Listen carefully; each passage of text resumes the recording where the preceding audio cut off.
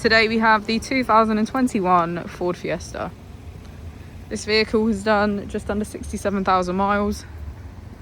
It has a manual transmission and a petrol fuel type.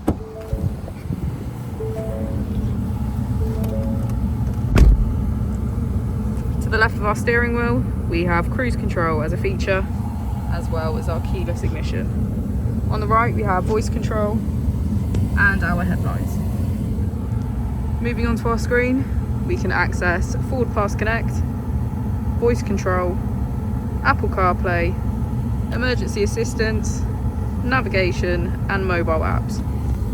If we put the vehicle into reverse, we can see that it comes with rear parking sensors.